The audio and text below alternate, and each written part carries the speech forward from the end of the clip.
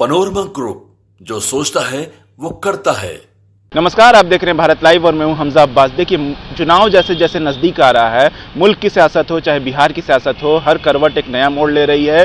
बयानबाजियों का सिलसिला जो है वो रुकने का नाम नहीं ले रहा है। इसी बीच डीएमके सांसद उदयनिधि मारन का एक बयान आता है जिसमें वो कहते हैं कि बिहार और उत्तर प्रदेश के जो लोग हैं वो साउथ में जाकर के मजदूरी करते हैं, छोटे छोटे काम करते हैं। जिस पर हम लोगों ने बिहार सरकार के मंत्री विजय कुमार चौधरी से पूछा तो क्या कुछ कह रहे हैं विजय कुमार चौधरी, आप पहले वो सुनिए।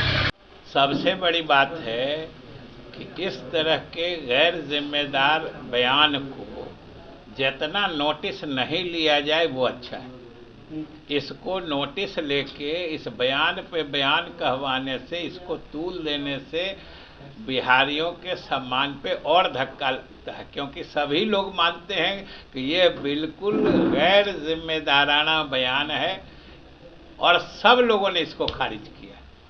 तो ने कहा कि हिंदी भाषी लोग जो है टॉयलेट साफ करते हैं जितने भी अब हमने कह दिया ना, वो कुछ बोल दिया तो वो जिम्मेदार हो गया। हम तो कह दिए कि किसी सही राजनेता का बयान हो ही नहीं सकता। उप मुख्यमंत्री ने कहा है कि जो बिहारी लोग हैं उनकी डिमांड पूरे देश में है, बिहारी मजदूर की डिमांड है, तो इस तरह का बयान नहीं देना चाहिए बिहारी मजदूर के खिलाफ।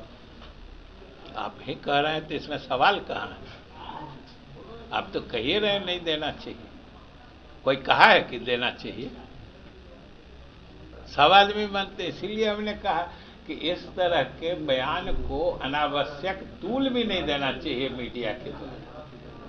अगर एक कोई इस तरह का गैर जिम्मेदाराना बयान दे दे तो उसकी जितनी उपेक्षा हो, उसको जितना हो ऐसे बयानों को दरकिनार कर देना चाहिए। सुशील कुमार मोदी ने कहा है कि जेडीयू के राष्ट्रीय परिषद की बैठक है और उसमें ललन सिंह को राष्ट्रीय अध्यक्ष के पद से हटाया जाएगा क्योंकि लालू प्रसाद यादव के करीबी। कैसे देखते हैं? सुशील मोदी जी की स्थिति कुछ दूसरी है। सवाल है अपने दल के बारे में उनका कोई बयान आप पिछले 2 साल से सुन रहे हैं? इससे आपको क्या लगता है कि उनकी स्थिति अपने दल में बिल्कुल खराब या सतह से नीचे चली गई है? उनसे कोई उनके अपने दल के बारे में न कोई बात करता है, न कोई परामर्श लेता है, न उनकी कहीं कोई अहमियत है। तो स्वाभाविक रूप से, क्योंकि बयान देना उनकी बीमारी है, रोज कुछ बयान देना है और अपने दल के बारे में कुछ उनको जानकारी ही नहीं होती है, तो दूसरे दल में ताक झांक किया करते हैं। और हम लोगों की जो राष्ट्रीय परिषद की बैठक है या राष्ट्रीय कार्यकारिणी भी है, दोनों बैठक 29 तारीख को है दिल्ली में, और ये लंबे समय से ड्यू हो गया और सब लोग जान रहे हैं कि सामने लोकसभा का चुनाव है, फिर उसके बाद विधानसभा का चुनाव है। तो हमारे राष्ट्रीय कार्यकारिणी में और राष्ट्रीय परिषद की बैठक में जो आगामी चुनाव हैं उसमें हम कैसे मजबूत से मजबूत स्थिति बनाकर पार्टी को प्रदर्शन करें, इन मुद्दों पर विमर्श होगा। और पूरे देश के लोग उसमें आएंगे, बिहार के लोग भी जाएंगे। स्वाभाविक रूप से हमारे पार्टी की उपस्थिति बिहार और आसपास के प्रदेशों में ज़्यादा है, अन्य राज्यों में कम है। लेकिन ये राष्ट्रीय कार्यकारिणी और राष्ट्रीय परिषद की बैठक पिछले कई महीनों से लंबित चल रही थी, इसलिए इसका आयोजन हो रहा है। तो ये तो अति स्वाभाविक बात है।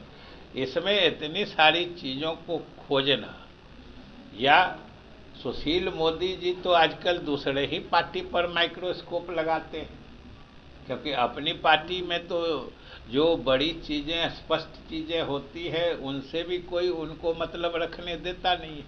सर, आरजेडी के साथ कह रहे हैं विलय होगा जेडीयू का। ये कोई पहली बार कह रहे हैं?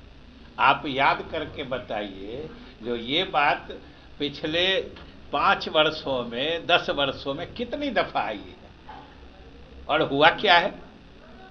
इसलिए हमको तो ये नहीं समझ में आता है कि अगर आपको कोई नेता ये कहता है कि आरजेडी में जेडीयू का विलय होगा या आरजेडी जेडीयू का मर्जर हो जाएगा, ये बात पिछले 5-7 वर्षों से आप लोगों ने कई बार लोगों के बयानों को दिखाया है, लोगों को बताया है और कभी कुछ नहीं हुआ है। तो आपको तो कम से कम कोई कहता है तो एक बार पूछना चाहिए ना, जो आपने पिछली बार भी ऐसा कहा था। तो आप लोग पूछते नहीं है, इसीलिए आपको फिर बोल देते हैं। जदयू के राष्ट्रीय अध्यक्ष के नाम में फेरबदल की चर्चा लगातार तेज हो रही है, तो आगे किसके? जदयू राष्ट्रीय अध्यक्ष के नाम में फेरबदल की चर्चा हो रही ये है। कौन कर रहा है, बोलिए। बीजेपी के सांसद और मंत्री कर रहे हैं। समझ लीजिए बात, उसका कारण तो हमने बता दिया कि बीजेपी वालों को अपने पार्टी में अब कोई पूछता नहीं है। वहां पार्टी के अंदर तानाशाही चरम सीमा पर है, पार्टी की गतिविधियों की भी किसी को जानकारी नहीं होती है, तो स्वाभाविक रूप से दूसरे पार्टी की तरफ नजर घुमा के जोड़ते हैं। और सोचना ये चाहिए कि जो कुछ होगा जनता दल यू के कार्यकारिणी में या जनता दल यू के राष्ट्रीय परिषद में, वो जनता दल यू के जो सदस्य हैं उन लोगों की सहमति से जो चुनाव का संदर्भ हो या उस सिलसिले में हो, उसकी तैयारी के सिलसिले में हो, विमर्श होगा।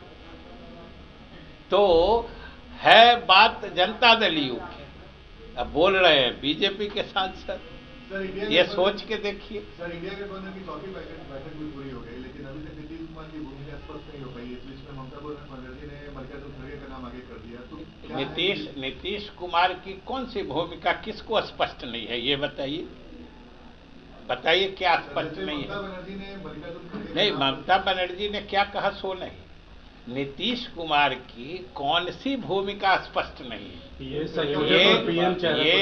ये कौन नहीं जानता है और कौन नहीं मानता है, ये भी हमको बता दीजिए। गठबंधन ये के घटक दलों में से भी किसी का नाम बता दीजिए जो ये नहीं मानता हो कि ये नीतीश कुमार के प्रयास से ही ये गठबंधन बना है, बताइए। और अगर नहीं कि कोई बोल रहा है, इसका मतलब नीतीश कुमार की सबसे केंद्रीय भूमिका उसी से स्पष्ट। और नेता कौन होगा ये कितनी बार सारे दल के नेताओं ने कहा है, तो आप लोग तो मनोरंजन के लिए किसी का बयान चलाते हैं, वरना हर दल के नेता ने, राहुल गांधी जी ने, मल्लिकार्जुन खड़गे ने, शरद पवार जी ने, सभी जो दल हैं, बड़े बड़े दल हैं, सभी के नेताओं ने ये साफ कह दिया है कि पहले हम लोग मिलकर चुनाव लड़ेंगे आपसी सहमति से, और 1 वर्सेस 1 मतलब एक के विरुद्ध एक उम्मीदवार की स्थिति बनाएंगे, और उसके बाद प्रधानमंत्री का पद जब रिक्त हो जाएगा, यानी भाजपा सत्ता से बेदखल हो जाएगी, उसके बाद सभी घटक दल बैठ के इंडिया के नेता का सर्वसम्मत चुनाव आसानी से बिना समय गवाए हो जाएगा। ये बात बार बार साफ कर सुनिए, जैसा कि आपने सुना कि विजय कुमार चौधरी ने साफ साफ कहा है कि इन सब के बयानों पर कान धरने की जरूरत नहीं है, इन सबको तवज्जो देने की जरूरत नहीं है, ये सब फालतू बयानात हैं जिस पे किसी तरह की तवज्जो की जरूरत नहीं है। साथ साथ उन्होंने सुशील कुमार मोदी पर बड़ा बयान दिया है। विजय कुमार चौधरी ने कहा है कि सुशील कुमार मोदी अपने पार्टी पर ध्यान दें, वहां उनको कितनी अहमियत मिल रही है उसी को देखें, दूसरे की पार्टी पर ध्यान देने की किसी तरह की जरूरत नहीं है। ऐसी तमाम अपडेट्स के लिए देखते रहिए भारत लाइव। शुक्रिया। अगर ये वीडियो पसंद आई और वह बिहार के राजनीति और बिहारियत से सरोकार रखेनी तो सब्सक्राइब बटन दबा के चैनल के सब्सक्राइब कर ली। ओजे एगो घंटी बा, ओकरा बटन दबा देला से कुल सटीक और मारक खबर रुआ मुफ्त में मिल जाई। अगर रुआ पत्रकारिता के हमनी के नया प्रयोग में सहयोग कर चाहतानी तो ज्वाइन बटन दबा दी। पेटीएम नंबर नोट कर ली 9386816700। धन्यवाद।